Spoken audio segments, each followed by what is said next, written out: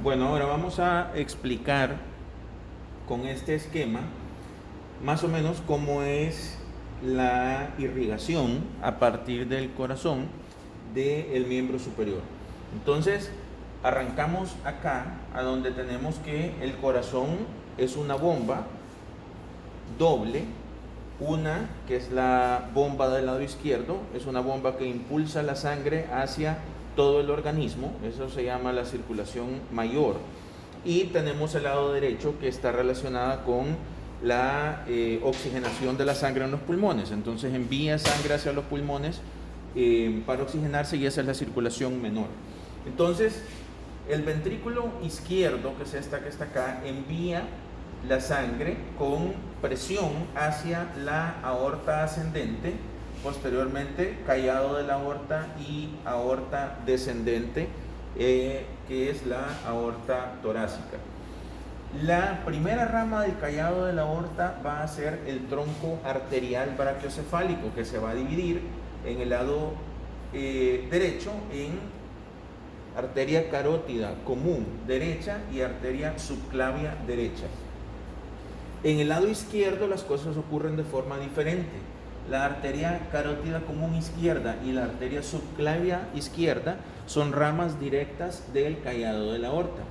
Entonces, en el lado derecho, la arteria subclavia nace como una rama del tronco arterial brachiocefálico, y en el lado izquierdo es una rama directa del callado de la aorta. Esta arteria subclavia va a llamarse así hasta el borde externo de la primera costilla, a donde cambia de nombre a arteria axilar.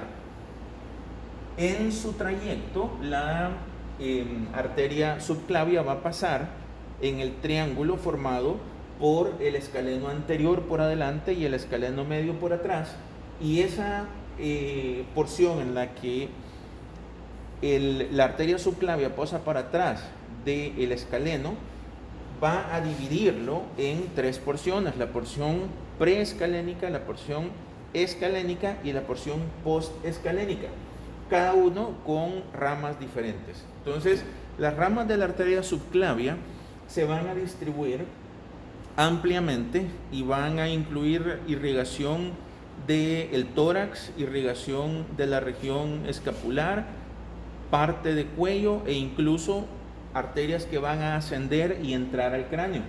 Entonces tenemos como ejemplos las arterias vertebrales, la arteria torácica interna, antes conocida como arteria mamaria interna, y tenemos los troncos tirocervical y costocervical y la dorsal escapular.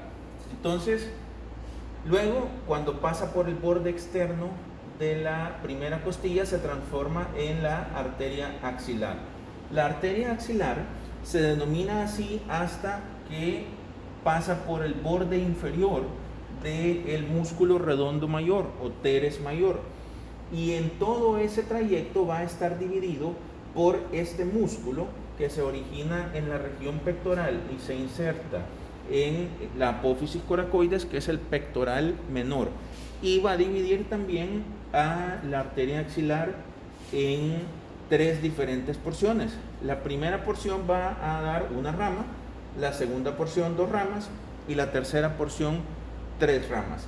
En el caso de la primera porción vamos a tener a la torácica superior, en la segunda porción la torácica lateral y la arteria toracoacromial, y en la tercera porción vamos a tener la principal rama de la arteria axilar, que es la subescapular, y vamos a tener dos arterias que se llaman las circunflejas humerales anterior y posterior, que están relacionadas con la irrigación de la cabeza del húmero. Entonces, como su nombre lo indica, se llaman circunflejas porque van a rodear un poco proximal al cuello quirúrgico del húmero, y van a emitir ramas hacia proximal para irrigar la cabeza humeral. Entonces, la arteria axilar cambia de nombre cuando pasa por abajo del borde inferior del teres mayor y se convierte en la arteria braquial.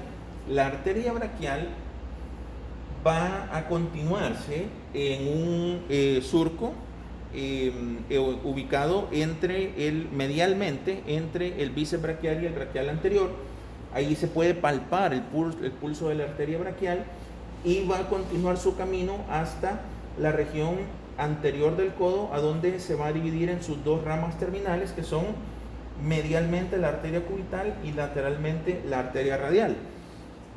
Ahora, alrededor del codo vamos a tener una formación de una circulación colateral que va a permitir el paso de sangre, evitando esta porción anterior del codo, proveyendo una vía alterna para la sangre, para que la arteria radial y cubital continúen recibiendo sangre en caso de existir una obstrucción o una lesión de la arteria braquial o de sus divisiones a nivel anterior del codo.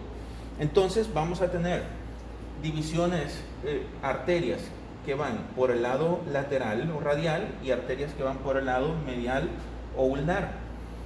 La principal rama de la arteria braquial es esta que está acá, que es la arteria braquial anterior. Y la arteria braquial anterior va a acompañar en una parte del recorrido al nervio radial. Entonces es una arteria que hace esta curva porque se está transformando en una arteria que hace un giro hacia posterior, y en ese giro va a dividirse posteriormente en dos ramas: la colateral medial, que va a ir por la cara posterior del tercio distal del brazo y va a emerger entre el radio y el cúbito, y tenemos una que va por la cara lateral que se llama la arteria colateral radial. Por el otro lado, por el lado medial, tenemos dos arterias colaterales que se llaman arterias colaterales ulnar superior y ulnar inferior esta.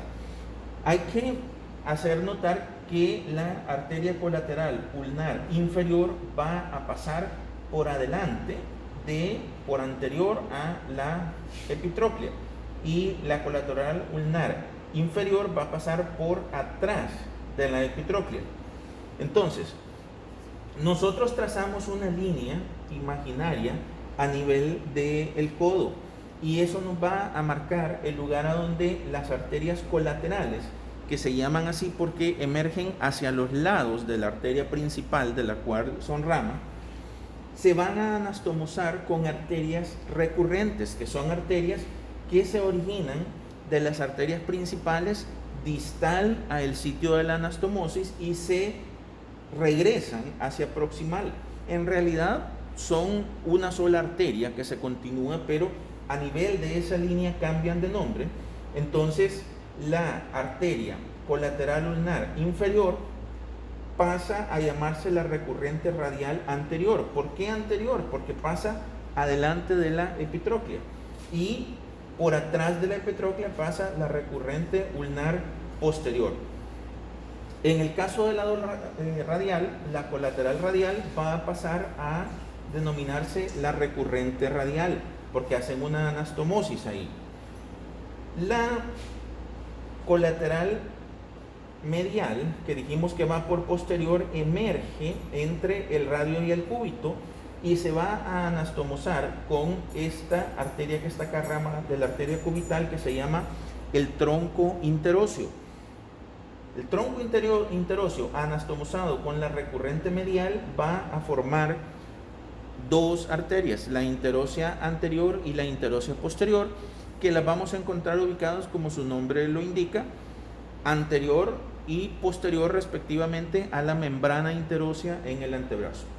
Y entonces la arteria radial y la arteria cubital se van a continuar, y lo vamos a ver en otro esquema, cómo van a proveer irrigación a el resto del antebrazo, y especialmente cómo van a formar la irrigación de la mano.